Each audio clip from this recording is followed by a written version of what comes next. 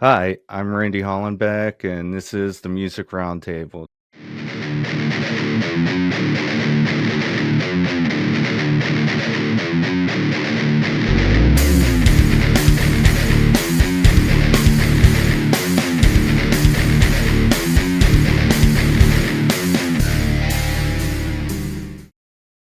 Today on the show, we have Trey from metal band Transient. How you doing, Randy? Take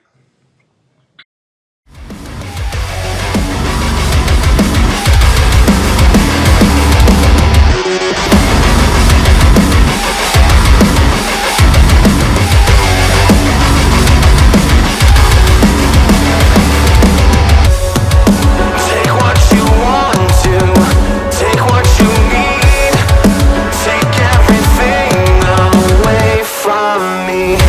Take all the times you lied. I let it go, but I want to know. I thought we were going to have Jody on here because I was going to start out last time Transient was on the show was like August 2021, and we were talking about the song Goodbye in This Heart. And what have you guys been doing since 3 years ago? Like, what have you been up to? We've been doing a lot actually. It's first off, we gained a bass player. We didn't have a bass player for a while. It was actually just two guitar players, and we did the whole backtrack bass thing, which was cool because we love the vibe. Especially when you're traveling around, you want to make sure you're getting a group of people that you vibe with and that you can relate with. And we had a new guy named Steven who joined, and Steven's been very helpful for the new process of everything. Like he has a very disciplined and straightforward look on. It's like a manager. It's like hiring a new manager. Like, he comes in, he's like, "You guys are doing this, this, and this. Now let's actually do something with it." Because we had the pieces, or so we felt, but he's been able to put them in place and just give us a new path to follow, I guess. And then we've dropped. The last song y'all did was "Goodbye," correct? Y'all were talking about. We've had a lot more releases since "Goodbye." That's for sure. We've had man, over 6 releases so far since Goodbye, and right now we recently just dropped the new EP, Reveries and Rituals. It's been actually we've been getting so many compliments about it. So much love, and it's something a little different than the previous stuff. Like if you listen to Goodbye and you listen to the new EP, you can hear a slight change in our I guess you say the approach of the songwriting. So a lot of things, and also we, unfortunately, our guitarist Emmett also left. So now we're down to Jody, Steven, me, and our drummer Phil. So it's been a very proactive couple of years, man. No, you guys just signed Full Circle Entertainment. Can you tell me a little bit about that? So we've been knowing Kevin Harris for some years now. He's a really good guy. Him and Brandy both they really do great. Um, yeah, it was kind of a natural fit. We're just discussing it and having phone calls and constantly chatting it up about the future of what we want to do and what they want to do with Full Sail. And it was just a natural kind of merger. Like it was we all get along. We all have good history, and Kevin's a full supporter of this band. We support everything Kevin does too. Like he's been a good guy to us, so we show him the same in return. So. Now, what are some of the services they offer you guys? For right now, we mostly use him for booking. Him and his team. He's got Pam. Pam's really sweet, and she gets stuff done as well. So Pam, Brandy, Kevin. There's also more members of the team that I'm not all sure about, but I don't want to be like, oh, this person on the team and be wrong. But we just do with the booking. We talk about marketing and such like that. Like what you guys doing for this, and the marketing's more on us, but it's cool to have outside advisors that are going to fill you with knowledge on what you're trying to push. So yeah. Um, I wanted to talk about the new EP, Reveries and Rituals. Is there like a theme behind the album? Yes, there is actually.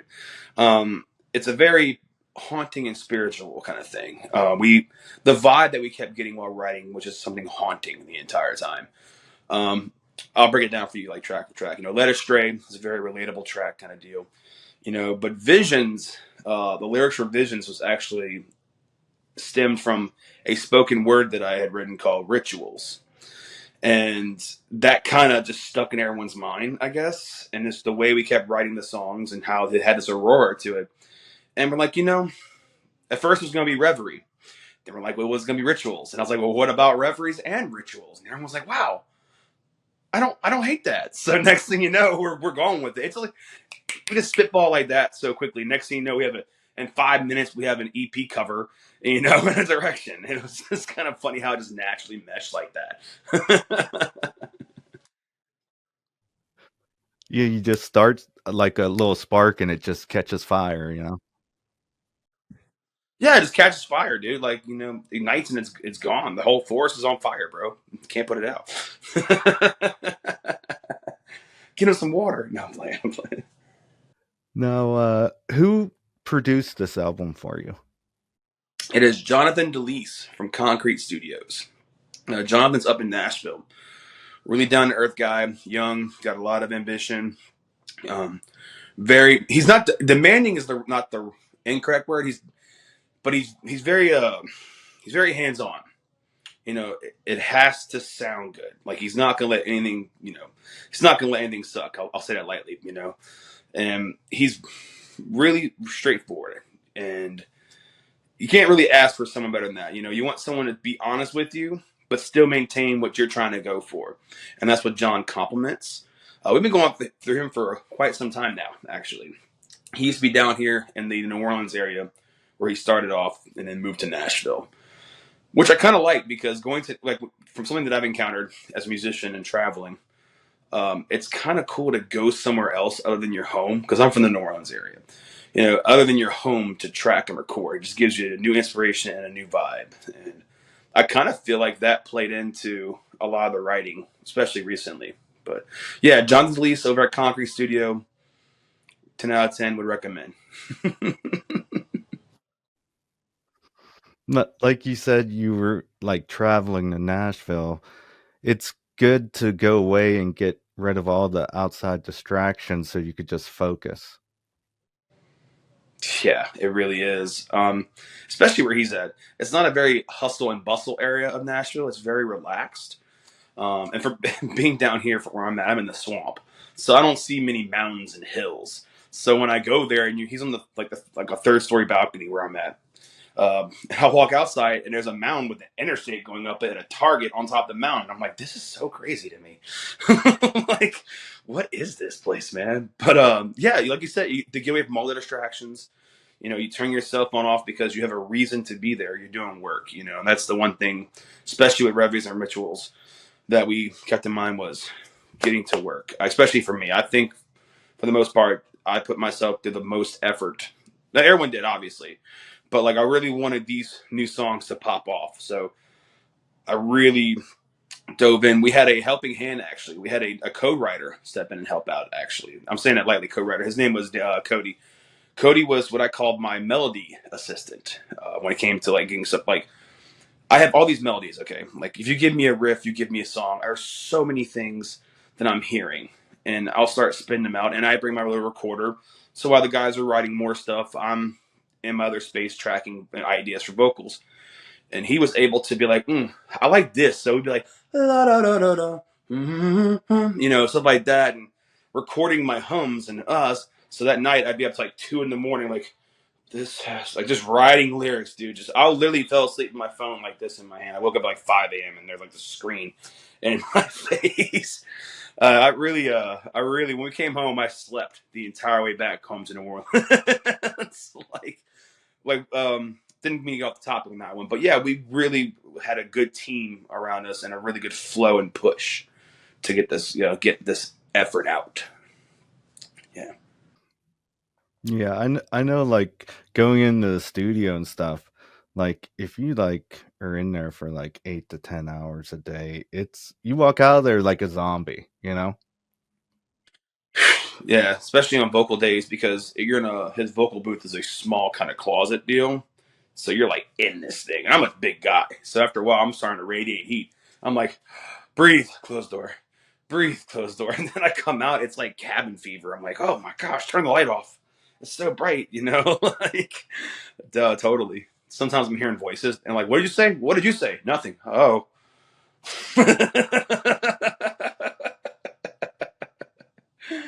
uh. So, how long did it take you to write these 3 new songs and record them? You ready for this? It actually took us. It was a very quick process. Actually, we came in with some ideas already preloaded, I guess you would say, and we brought them to John. And let him be like, "No, I like that. I hate that. I like that." And the thing about John and a lot of these producers nowadays that we've been working with, or just I've had the privilege of working with, is you sit in the room and the first 2 hours the song's halfway done because you bring it in and everyone's like getting spitball. If it sucks, it doesn't make the cut. If it sounds good, we're gonna go with it. And then after a while, I'm like, let's try this. And we might backtrack a little bit, but we'll actually have the songs like done usually within 8 hours. Like actually, because it's simple. We're all in the room together.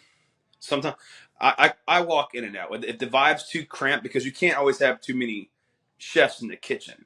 Sometimes if the vibe's like going right, or I'll just walk out and then I'll come back and I'm like, hey, put some snare there. Cool. And I'm I'm kidding. Not the whole Dr. Dre thing, like, get some more snare in my headphones now. But yeah, no, yeah, walk in there and just we all write together, and then once the song was done, we bounce off the raw stem to me or the whole raw track. And that night, I'm working and crafting. Then the next day, I'm in the booth for 8 hours, just cranking it out. And most of the time, we get what we want out of it. Might take last day to go back and fine tune some things here and there. But yeah, it's that fast of a process sometimes, and I think it all really depends on what you're going for. But that's what we want to go for. We want to get something that's, I guess, say hot and fresh when it happens. I've listened to this EP and it's all killer and no filler. It's like solid 3 songs. Like any of them could be singles, or all of them could be singles. Yeah, and they're going to be. They're gonna be we're gonna be sliding out some videos for them soon. Yeah, we're not gonna tell you when. It's just gonna happen. So just keep posted. But we got what's I think today's what, the 15th, if I'm not mistaken. 15th, yeah. We got another one about to drop soon. So keep posted, man. You'll be seeing some cool little things popping up on our site and our social medias soon. Okay. I wanted to dig in a couple of the songs off of here. Led Astray. There's it sounds like the girl led you astray and you're completely clueless and everything. But then you bring this line back in at the end that's really cool, where you say, drag me through the dirt to see me rise again. Like, your lyrics are awesome on these 3 songs. I have to say that. Oh, thank you. I think my Wi-Fi was screwing up there. I'm back. It was like these. I'm like, oh, I done lost them. I'm done. It's been nice, y'all. But thank you.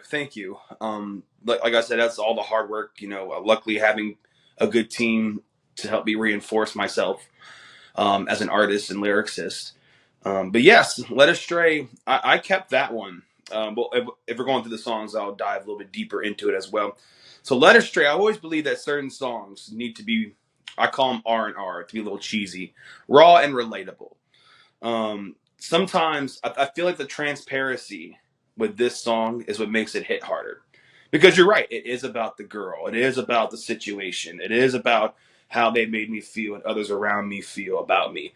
Like, there's no, like, I want to connect. And if some people might feel feel that indifferent. It might not be a girl for somebody else. It could be a family member. It could be a close friend. Um, Dave Grohl said it best. I sing one word and hear thousands of people sing it back for different reasons. I kind of take the same concept, because at the end of the day, it's for me. The art's for me. The success or whatever we may get off of it is, to me, honestly, it could be whatever. But at the end of the day, I'm writing songs for me that I enjoy, that I hope others will enjoy. So yes, Led Astray was definitely like the heartbreaker. I've been writing that one for a little bit. I tried figuring out every little thing that I've been doing, and finally, when I heard the song, I was like, when we were tracking it, I was like, yeah, this is the one that's going to have this subject matter. And I believe it went over very well, honestly. I get told by a lot of people that's their favorite song. So it's a very, if that's the case, I think we did a good job of making that case. Yeah, and I love when it comes in at the chorus with, "Why did you put me through this? Completely clueless. My heart's been led astray." And you're like rocking it out there. Definitely. Yeah. And that was nothing too that's crazy that a lot of people don't know, especially as a month prior to the studio session. I had gotten really sick and very ill, and I had lost my voice. I was totally like Sling Blade. I couldn't even sing, couldn't even whistle, couldn't even hum. So the amount of, I think I tell people that I feel like it transposed really well, translated, not transposed, really well was, I'm like in the booth like, ah, ah, like I'm like literally like sending all my emotion, and I think that really transposed with that song. Like people felt that one. I feel like so. Like how I screamed to the camera just now. That was intense. Hi, viewers on the screen. I usually do it with a microphone. It's terrible. Why did you put me through this? Completely clueless. My heart's been led astray, and now I feel so foolish, completely useless from all the games you play. Just walk away.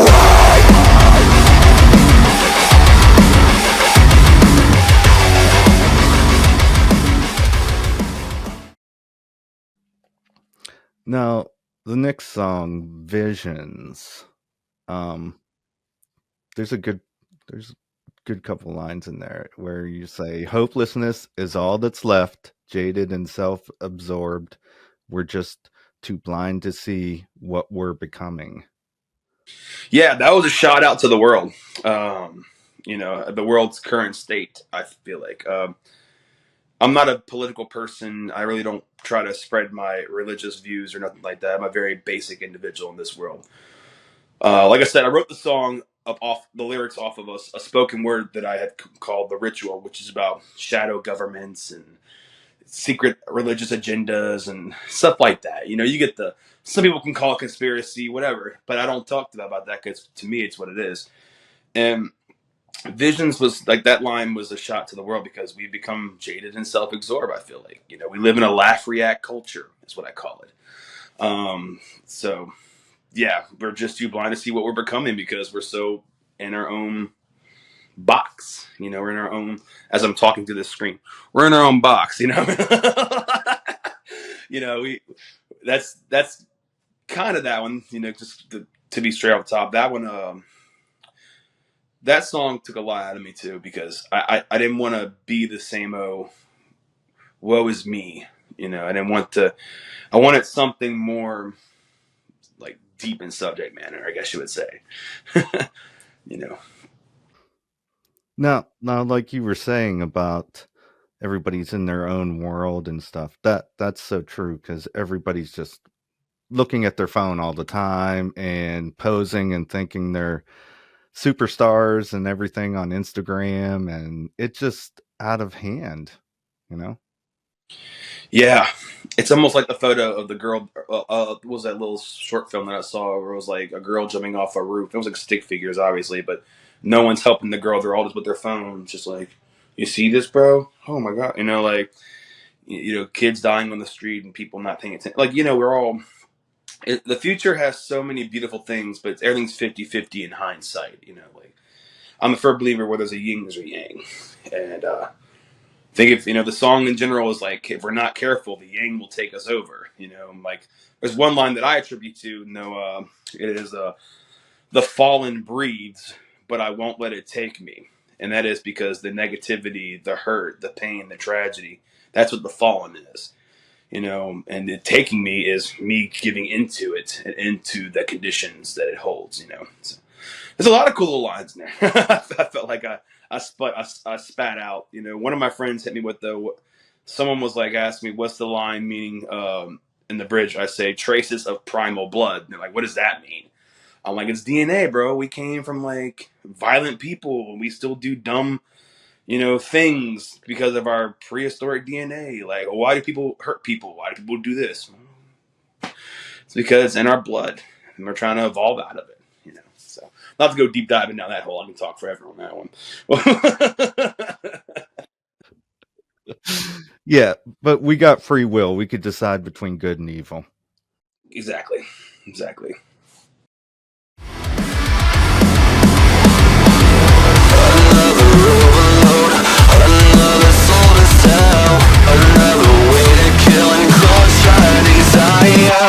We lit the fucking match to burn this hole down. Just accept the fact that we fuel this fire. Can you see visions in the night as we're rising? Just lost in the light. I believe in the things that we cannot see. The fallen breeze, but I won't let them take me.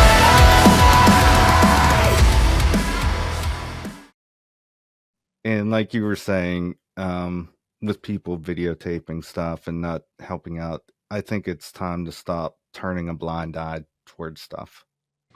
Yeah, I try to stay off social media as much as I can, especially over the last year. I don't even have the app on my phone.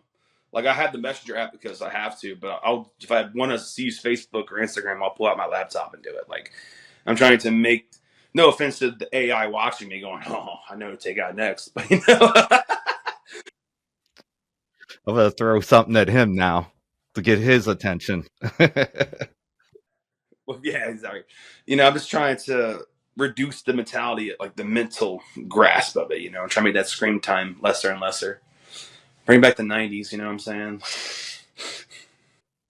Yeah, I just go on there for work. If I'm going to post something or share things about bands or something like that I don't go scrolling. They call it doom scrolling when you're on there for hours and hours. I don't do that. I caught myself doing it. That's why I stopped, because I found myself Xing out of a social media app just to reopen it again. I was like, what did I do? I just closed Instagram and closed it out, like off the screen, and reopened Instagram. What's the problem here? I started self-realizing, like, there's a little bit of a problem here. We got to stop this. Okay.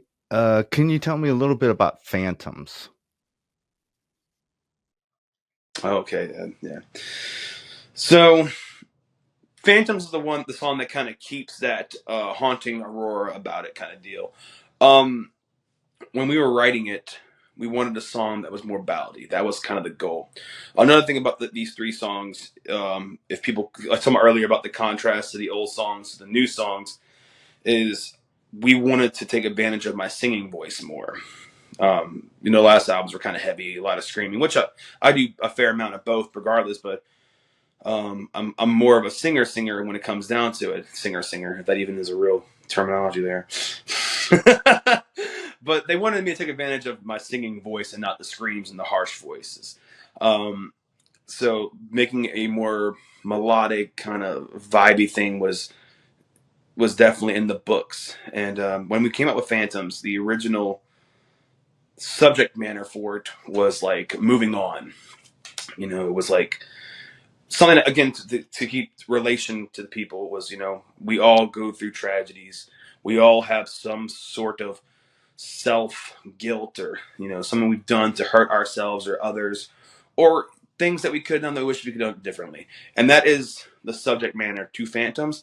Originally, that's not how it started, though. It started off as another spoken word called The Pinnacle, and it was about me getting to a spot in my life where, like, I'm on a different level and everything just feels so different, and I don't know if I like it or if I love it, because like the line that I've reached the pinnacle and everything feels so numb, because it's like you kind of get to a part in your life where everything kind of does feel numb, and I was like, that's the realization of letting go, and the realization of doing things that are good for you, accepting like, hey, this happened and you can't fix it. That's kind of what the whole meaning with Phantoms is. And I felt it was really fitting, especially when we're writing it. It was one of those songs that while they're writing it and I'm in there with them, I can't help but feel the subject and feel the emotions which kind of happens from time to time when writing. So yeah, that's what Phantoms was, and then it just kept that aurora, just that not dread. There was a little bit of a dread, but if you ever been in a situation that feels relieving and almost on a spiritual level, you can kind of understand that it's haunting as the sense of, oh wow, that just happened. You know, so I've had people tell me like, wow, I got goosebumps listening to that song. It's because you're feeling that happening, and you're feeling like the letting go coming through is what I tell people. You're understanding the meaning of the song. Yeah. I noticed that when I listened to the album, that song was the first one that stuck out to me. Really? Awesome. Awesome. Not many people tell me about Phantom. Like they don't talk, I hear a lot more about Visions and Led Astray than I do Phantoms from people who've heard the EP. So it's good to keep hearing more of that Phantoms is, sticking on it. That was the I wanted people to feel it. So I'm glad that you had a chance to experience it.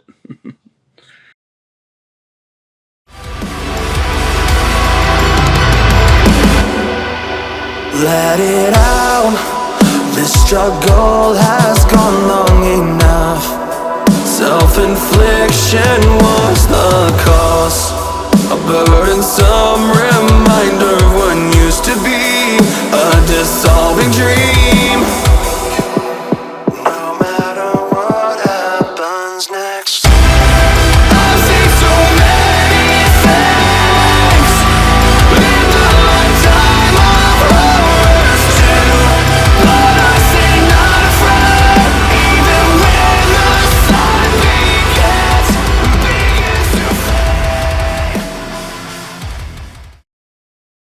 What do you guys got planned for the fall and winter? For the fall and winter, right now we have a few shows, got a handful of shows. We're playing some dates in Tennessee for sure. I know we're going back up to Cookville, probably some stuff in the works around there that we're trying to get and take care of. Dropping some new like videos and just getting things ready for the next studio venture. Just trying to do the things, keep current on social media. Right now you got to be a content creator to constantly keep views if you're not playing shows, which is fine. I love doing that stuff. Me and my bass player are constantly making reels and taking our videos and putting all kind of cool effects, and because it's kind of fun, honestly. People kind of get like, oh, I gotta do all this stuff, and I'm kind of like, this is tight.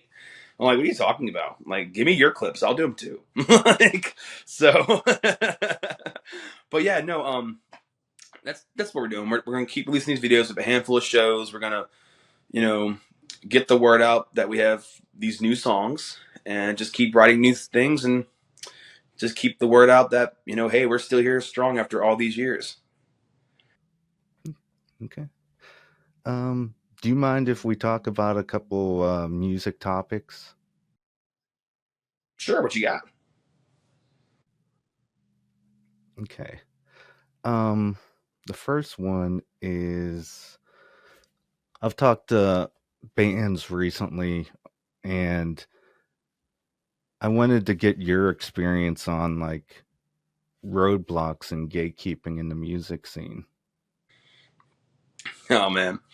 Yeah, it's kind of, there's a lot of gatekeepers, especially I've met a lot of them personally. I have friends who are I guess you would call them gatekeepers, very purist of certain things. Don't want to I've met some friends who went into the studio recently and they didn't want to do anything the studio has been doing, which is, if you've been in a recording studio, you know that sometimes you copy and paste things that they film the grid, or they'll put like electron, and they're like, no, we want none of that. We want to record like we're in the 70s. And there's nothing wrong with that. We have the technology to do that. But a lot of things, that, it kind of gets a little messy and tricky because we're in the day and age we're in.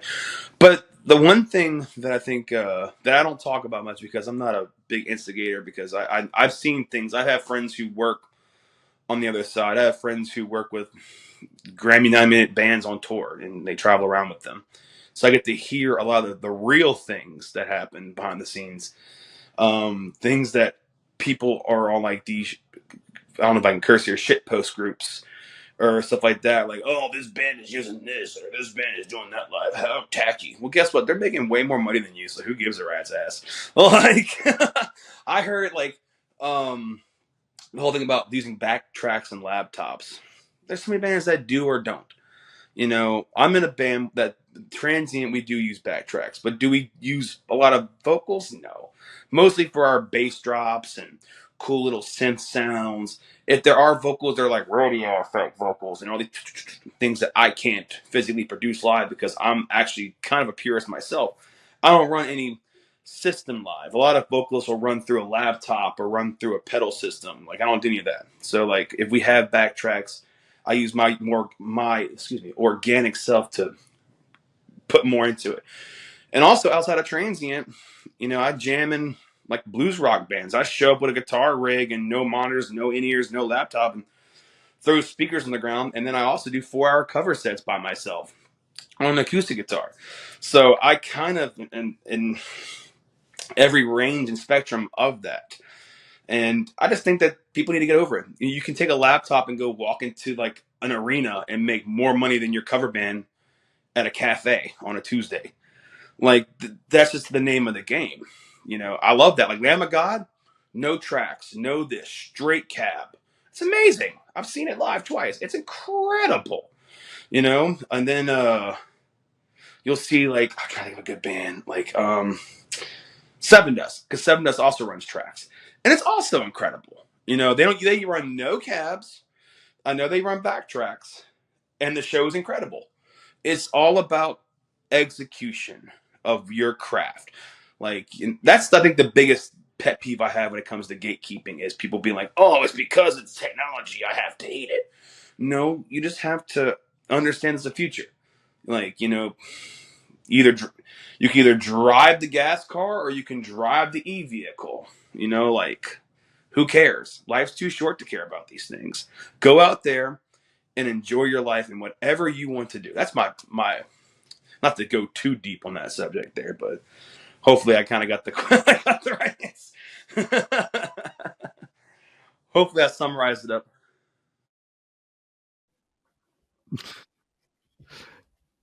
This next one, you don't have to answer if you don't want to.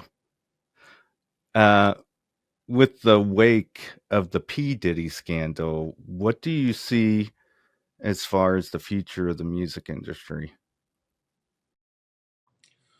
A lot more cleaner and less dumb screwing around kind of deal.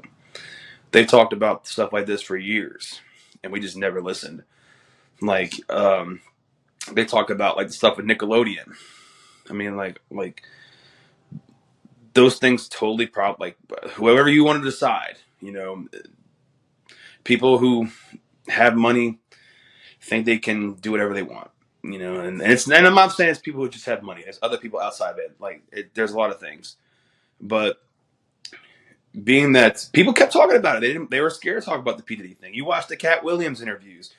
You watch a lot of interviews of people making comments like, it's now the question is, like I said, I'm a big fanatic in conspiracy when it comes to secrecy and supremacy behind the rich lines and all, or that line of everything. But who's next? And who's to say that P Diddy isn't even out of jail? I mean, I'm joking. That's kind of a deep dive there. I'll back I don't want to go too far on conspiracy. I make the same joke about Epstein not actually being dead. So I mean, like, we don't know. We're not on that side. But I definitely think that either two things are going to happen. Either it's going to change, and it's like a cleaner or less efficient, or it's never going to change, and they're going to tell you that it's changed, and the same shit's going to happen because that's just how it is. That's really what's going to happen. Like so much of these money and these people are so out there that are untouchable. We don't know what's going to play out, and I'm not on that side, so I don't know. I'm not going to no Hollywood parties or rich mansion parties. But that'd be cool if I had money to have a rich mansion, but I'm not going to those parties. It's a different story. But like, I want the what's that good Charlotte song? But yeah, we'll see. We'll see how it turns out. Only the future can tell about that. Like, do you see the music industry becoming better for independent artists with a lot of that control removed? I think a lot of bands have already been doing good without like DIY wise. It's again all about your funding and how smart you are, and how are you able to push yourself, because that's what I think labels and other things want to see. They want to see if you can sustain yourself, and they want to see how you grow without them, because they want to make money. There's no secret about that. Labels and big corporations, they want to make money off of you, so they want to see you DIY. They want to see you bring in the money so they can be like, okay, I want a piece of that pie. So I think it will, because they're going to let it happen. I'm not trying to be cynical about it, like, oh, they're going to let it happen. But, like, we're going to be, like, everyone's going to be DIY for a while at some point. Excuse me. If they get cool deals and are able to, get better funding, I'm sure bands will take it. It'd be foolish not to take it. Like, say if you're a band and your band is making, like, I'm just going to throw, like, a crazy ballpark estimate. Like, say $5K a show. You got a big, solid group. You're packing houses, you're regional, you're DIY, you travel everywhere because you're making enough to do so. The label's going to be like, they're going to either pitch you something, and if it's a good deal, it's foolish to not accept it. So I feel like DIYers are going to succeed a lot more. And they've already, like I said, been kind of succeeding already, you know, but expect more of it for sure. Because people don't want their Spotify earnings being tarnished. They don't want this. They don't want labels giving them 360 deals and hurting them. So a lot of people are going to take their own path, because a lot of bands that I know that are DIYing it are bands that were on labels that understand the approach to marketing and understand how the ropes of everything. So yeah, we're going to see some rise in some DIY bands for sure. And I think with them, say they are making $5K a show DIY, why would they even bother going to a label? Mm-hmm. It's incredible, by the way. Yeah, exactly. The ball's in their court. They can decide they want it to or not. If they don't feel like it's necessary, they're not going to take it. But if someone offers you a lot of money, that's up to you whether you want to take it or not. Because people always say, "Well, don't sell out." But growing up, it's like that's what you kind of want. You want to sell out arenas. You want to sell out T-shirts. I'm not trying to be cheesy in the monologue on that one. Like, oh, that's the sellout I want to be. But I'm sure you get someone with the right price and the right terms and conditions, they'll probably sink on a deal on something. But you're right, balls in your court. If you're making that much or making even more than that, you can do whatever you want. Okay. How can we get a hold of you? Facebook, Instagram? Yeah, I'm on Facebook, Instagram, TikTok. I actually do a lot of private posting for my music stuff on TikTok, like vocal videos, uh, playthroughs, etc. Um, I use TikTok differently than how you're supposed to use it. You're supposed to push your content every day and put it out to the world. I use my TikTok as exclusive friends deal. It's my open public private / Snapchat, I guess you would say. I don't know how to describe that one. Everyone's like, why are your videos set to friends only? I'm like, because for y'all. Like, I don't want, like, I like expressing my art. Some of these songs aren't big yet, so I'm going to show it to my friends, like stuff like that. But mostly, Instagram and Facebook is a good way to get through me, as well as the band too. The band also has a TikTok that's been pretty popping. So if anyone's interested, follow us on TikTok as well, please. Okay. That's all the questions I have. Thanks for coming on the show today. Is there anything else you'd like to add? Oh, I answered them all. No, thank you for having me, Randy. It's a pleasure. Hopefully, I didn't talk your head off, because I'm a talkaholic, man. Like, hopefully you enjoyed it. I'm glad you enjoyed the new release that we have. And if everyone watching at home, if you haven't checked it out, please check out Reveries and Rituals. And yeah, thank you, Randy.